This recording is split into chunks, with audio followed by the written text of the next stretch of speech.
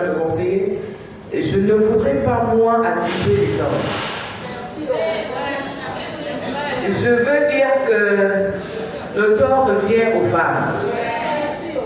Le tort revient parce que nous avons à la tête des partis politiques dans notre pays, je peux dire à 90%, les hommes. Ils ne peuvent rien faire si nous ne les amenons pas à nous accepter. À partir de ce moment, je voudrais inviter les femmes à adhérer massivement dans les partis politiques, pas pour faire de l'animation politique. C'est ça aussi. Parce que si nous allons dans les partis politiques pour aller danser, mais on nous laisse au rang du groupe folklorique. Mais si nous allons pour essayer de dire que nous sommes là, nous sommes les plus nombreux, nous existons, vous êtes obligés de faire sans nous, les choses vont changer. Je vous remercie. Je suis Madame Maëlle Esther, épouse de Maëlan, consultant en énergie politique dans le cadre du challenge démocratie au féminin. J'aimerais, dans le cadre de cet événement, qu'on puisse inscrire une proposition de travail et de programme de formation des femmes pour les prochaines échéances électorales. Enfin, en réalité, c'est de ça qu'il s'agit.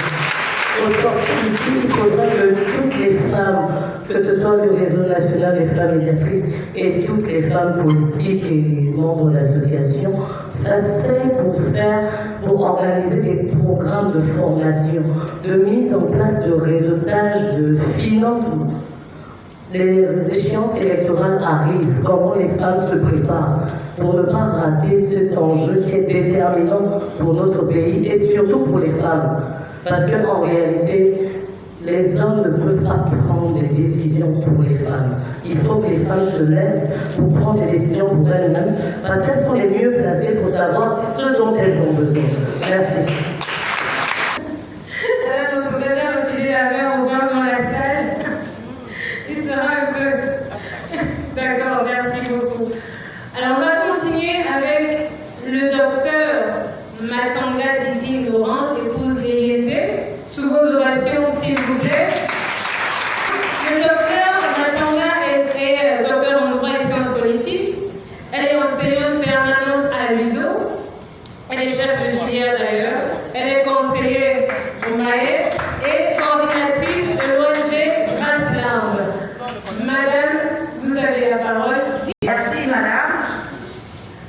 Madame la présidente du gouvernement Bureau, madame, mesdames les honorables députés, mesdames les membres du gouvernement Gabon et challenge de démocratie, mesdames et messieurs, chers invités, veuillez recevoir, mesdames et messieurs, mes cordiales salutations. Alors ce matin, je vais vous entretenir sur la thématique portant sur les enjeux de l'option polygamique du mariage des officiers gradés au Gabon.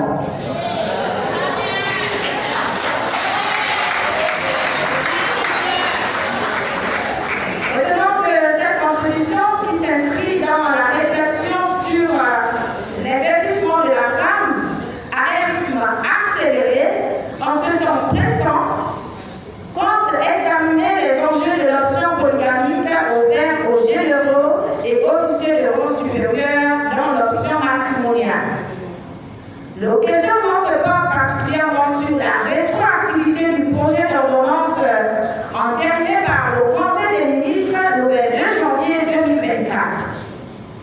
Ce projet visant à modifier la loi numéro 18/2010 du 27 juillet 2010 portant statut particulier des militaires. Ce décret modifiant à son tour le décret numéro 1059/PR du 24 novembre 1976. Il résulte de l'article 40 de ce texte que les militaires sont astreints au mariage monogame. Toutefois, le projet d'ordonnance vise à donner la possibilité aux officiers gradés de souscrire à l'option polygamique dans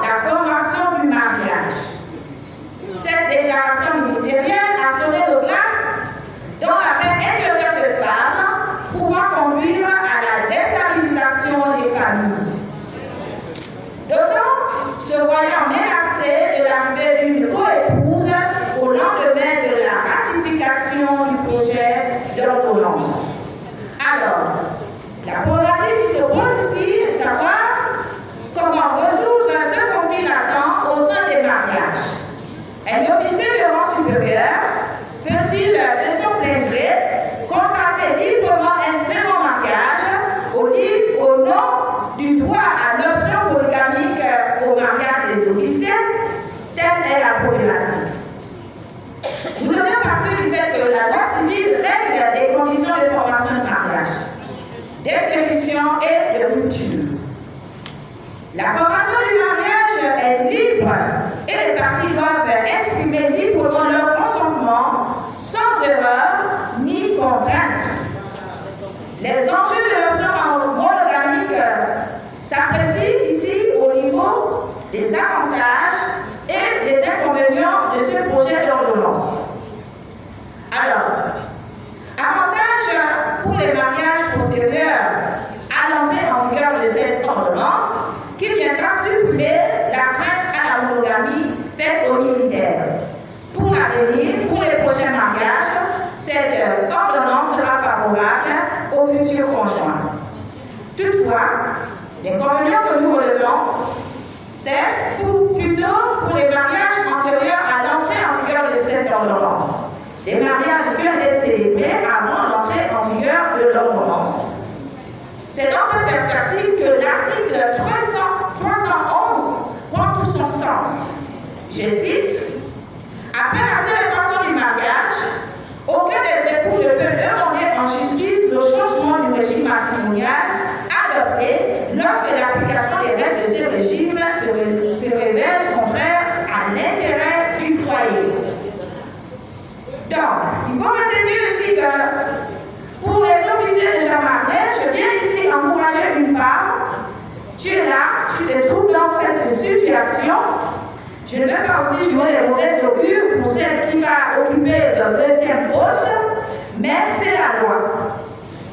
La loi dit que le choix matrimonial est libre. Vous avez le choix. Une fois qu'un mariage est célébré, la loi civile s'applique. Nous avons la possibilité de changer le régime matrimonial. Mais tout cela ne peut pas se faire dans la contrainte. Vu que c'est une loi favorable aux officiers, la peur des femmes est de se voir imposer ce choix. Et là, on pourrait observer ici une certaine violence psychologique. Et nous les femmes, nous disons non.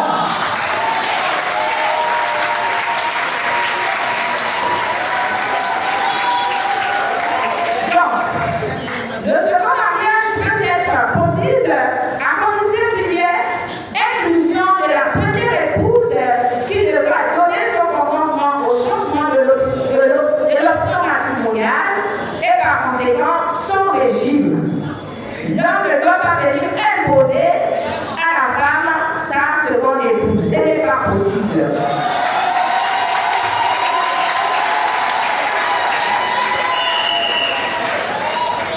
Donc, pour vous, il y avait l'idée qu'une fois que la loi est en vigueur, eh bien c'est fini, tu commences à te braquer, mais non, tu as une arme. Ton mariage est sécurisé, ton mariage est protégé par la loi. Donc, plus d'inquiétude, à côté de ce jour, sache que l'officier de rang-gradé qui viendra se présenter avec le projet d'un second mariage sera soumis tout simplement à ton consentement au changement du régime matrimonial. C'est un droit des femmes.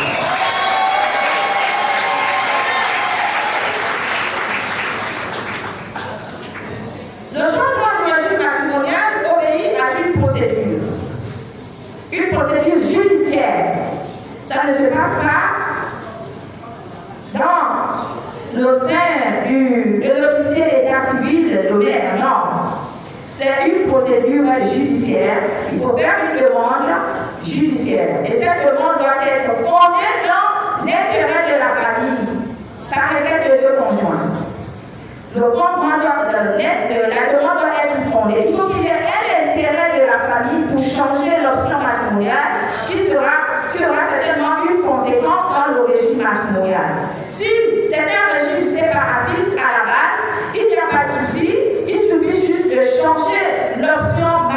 matrimonial. Mais si c'est un régime de communauté de biens, là se trouve toute la problématique. Donc, l'intérêt ici n'est pas personnel. Ce ne sont pas les désirs de l'homme seul, d'épouser une seconde femme, qui va amener la femme à changer l'option matrimoniale. L'intérêt doit être fondé sur la famille. Donc, les informations pour procéder à ce changement, il faut que les informations soient données aux enfants. Il faut réunir vos enfants, vous expliquer à vos enfants, et les enfants aussi ont un mot à dire dans cette procédure. Docteur Latangaz, je veux que vous ralentissez à ce niveau. Donc on fait procédure 1, allez-y. D'accord.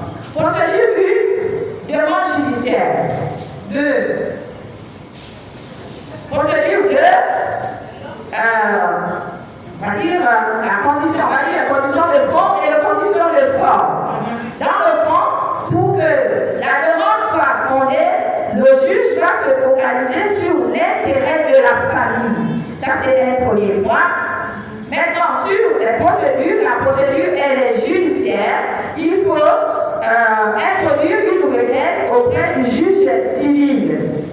Et par conséquent, il faut par la suite réunir vos enfants, discuter avec vos enfants pour informer les enfants sur le projet du changement de régime.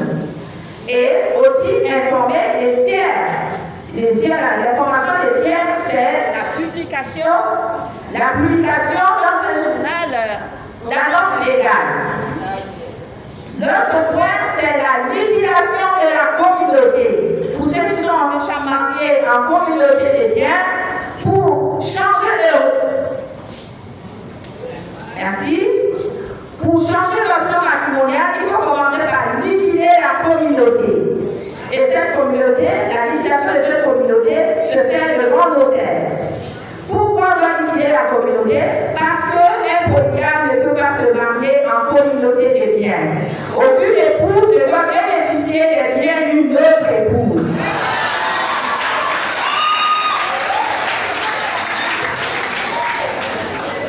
Donc, la date de du changement de régime entre époux, il prend effet à partir de la date du jugement d'homologation. Donc, à l'égard des tiers, il n'y a d'effet que 3 mois après que la mention en ait été portée en marge de l'acte de mariage. Donc, une fois qu'on a retiré la mention de l'option monogamique ou encore de l'option monogamique sur l'acte de mariage, les tiers doivent attendre 3 mois pour que ce nouveau régime s'applique à eux. Pourquoi avons saisi les tiers?